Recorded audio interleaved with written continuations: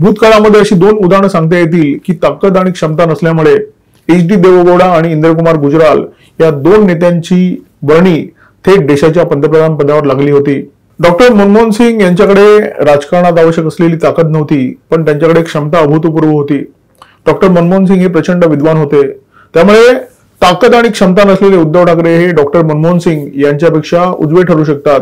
आणि त्यांच्याकडे असलेला आणखी एक महत्त्वाचा गुण जो महाविकास आघाडी सरकार सत्तेवर आल्यानंतर त्यांनी स्वतःमध्ये बाणवून घेतला, तो गुण म्हणजे वाकण्याची क्षमता।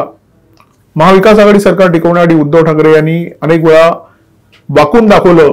काँग्रेस नेत्यांच्या जयंती आणि मयंतीच्या वेळी ते त्यांच्या फोटोच्या समोर उभं राहून नतमस्तक व्हायचे। एक वेळ ते हिंदुत्ववादी नेत्यांना विसरायचे, परंतु काँग्रेस नेत्यांच्या जयंती आणि पुण्यतिथीला त्यांना नमस्कार करणं, अभिवादन करणं उद्धव ठाकरे कधी विसरले नाहीत। त्यामुळे उद्धव ठाकरे हे इंडिया आघाडीचे एक आदर्श समन्वय होऊ शकतील, कारण त्यांची भीती बाळगण्याचं कोणालाच कारण नाहीये।